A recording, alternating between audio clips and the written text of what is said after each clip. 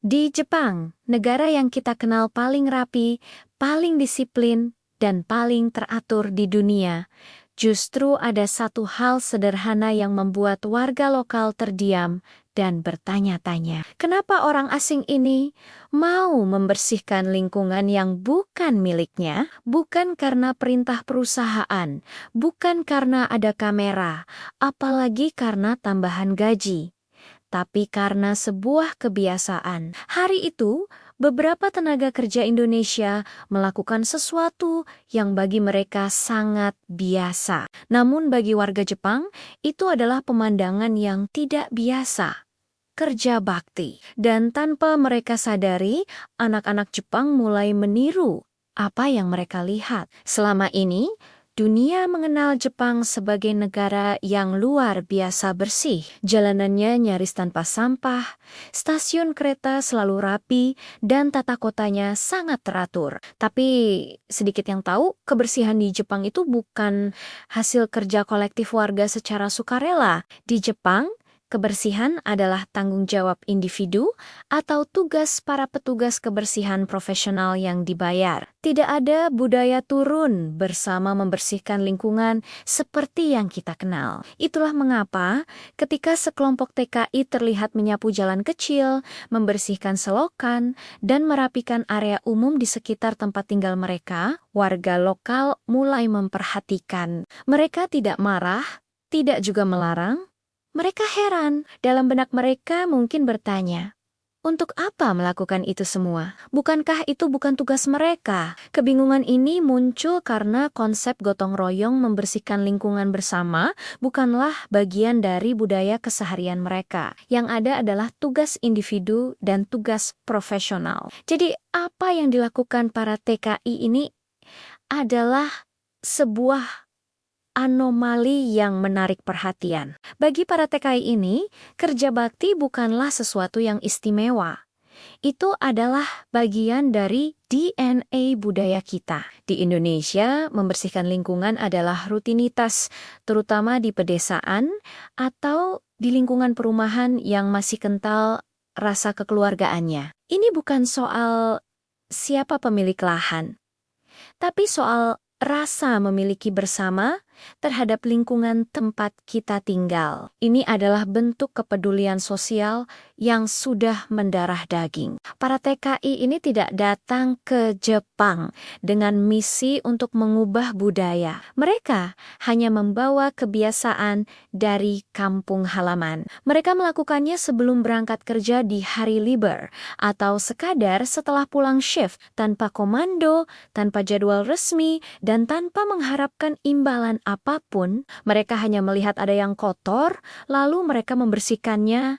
Sesederhana itu. Dan justru disitulah letak keunikannya. Di tengah masyarakat yang serba terstruktur dan individualistis, tindakan spontan yang didasari oleh kepedulian kolektif ini menjadi sesuatu yang sangat menonjol dan berbeda. Awalnya, warga Jepang hanya melihat dari kejauhan, dari balik jendela rumah mereka, dari depan toko, atau dari halte bus kecil di seberang jalan. Mereka melihat orang-orang asing ini membersihkan area yang jelas-jelas bukan properti milik mereka. Mereka melihat para TKI ini tidak mengeluh, tidak juga menuntut pujian. Mereka hanya bekerja dalam diam, kadang sambil bercanda tawa dengan sesama rekannya. Beberapa warga mulai bertanya pelen-pelen pada diri sendiri, kenapa mereka mau melakukan itu? Dalam budaya Jepang, melakukan sesuatu di luar tugas yang diberikan sering kali dianggap aneh atau bahkan mencurigakan. Setiap orang punya perannya masing-masing,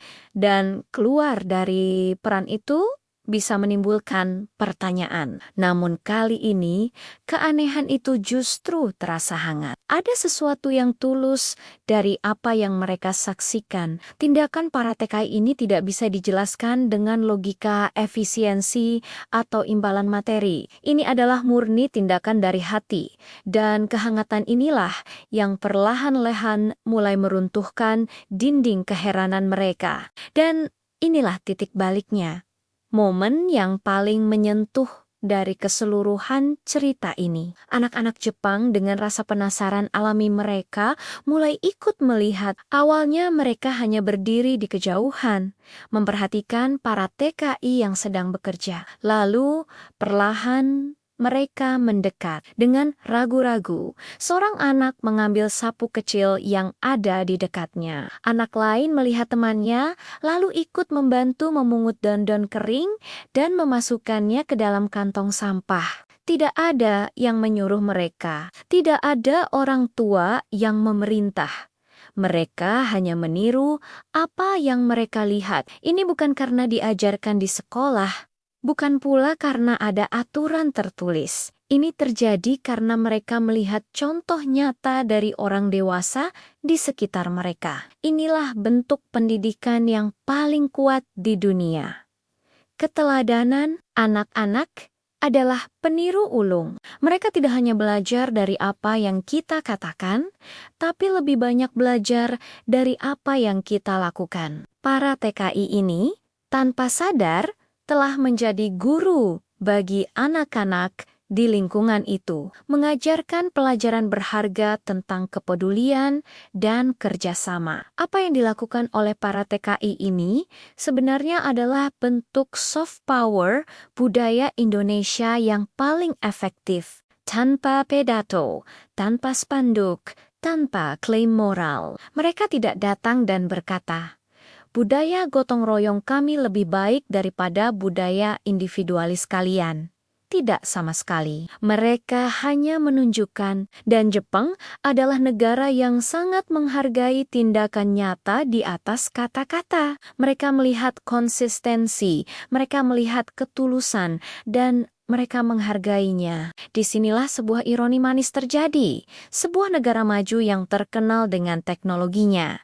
Belajar sebuah nilai luhur dari kebiasaan sederhana yang dibawa dari desa-desa di Indonesia. Ini bukan lagi soal siapa yang lebih pintar atau lebih modern. Ini soal siapa yang lebih peduli. Kerja bakti ini menunjukkan bahwa kepedulian terhadap lingkungan dan sesama adalah nilai universal yang bisa melintasi batas negara dan budaya.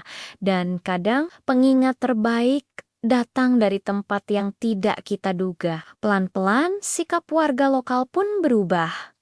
Keheranan berganti menjadi kekaguman. Jarak yang tadinya ada mulai mencair, ada warga yang mulai menyapa para TKI dengan lebih ramah. Ada yang sesekali ikut membantu, walau hanya sebentar. Bahkan ada yang sekadar mengangguk dengan penuh rasa hormat saat berpapasan. Para TKI ini tidak lagi hanya dilihat sebagai pekerja asing atau sekadar angka dalam statistik tenaga kerja. Mereka telah menjadi bagian dari lingkungan tetangga yang dihargai. Bukan karena jabatan mereka, bukan pula karena uang yang mereka miliki, tapi karena nilai yang mereka bawa dan tunjukkan melalui tindakan nyata. Di dunia yang semakin sibuk mengejar target, status, dan gaji, para TKI ini mengajarkan kita satu hal yang sangat sederhana namun mendalam. Manusia pada akhirnya tidak dinilai dari statusnya, tapi dari kontribusinya pada sesama dan lingkungannya. Sebuah kerja bakti kecil di sudut negara Jepang telah menanam sebuah benih besar di hati anak-anak di sana. Dan mungkin tanpa kita sadari, Indonesia sedang dikenang di Jepang bukan hanya karena tenaga kerjanya yang rajin, tapi karena akhlak dan budayanya yang luhur. Terima kasih sudah menonton. Jangan lupa bagikan cerita inspiratif ini dan subscribe untuk konten lainnya.